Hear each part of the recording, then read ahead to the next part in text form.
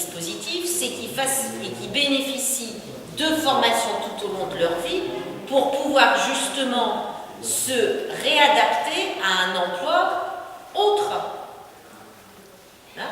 Si à un moment donné, ils doivent arrêter leur activité professionnelle. Donc l'objectif est effectivement de créer les conditions pour qu'on ne se retrouve pas dans une situation où quand à un moment on a travaillé dans une industrie lourde, que l'entreprise ferme, on n'arrive pas à trouver du boulot, même s'il y a des entreprises qui souffrent parce qu'on n'a pas la formation. Parce qu'on n'a pas la formation.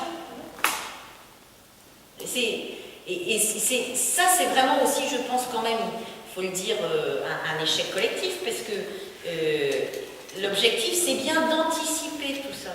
Les activités qui aujourd'hui ont du mal à survivre, ça n'est pas une découverte que effectivement en Chine, qu'en Inde, on fait du textile dans les conditions que tu indiques, au prix de sortie que tu indiques.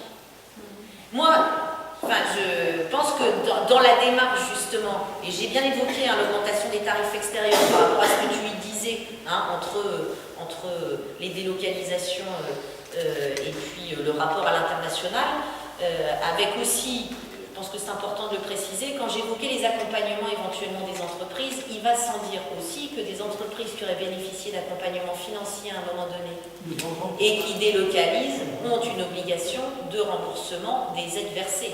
Là aussi, c'est pour redonner du sens, sinon, effectivement, et on l'a déjà malheureusement vu, ça n'aurait plus de crédibilité du tout. Hein.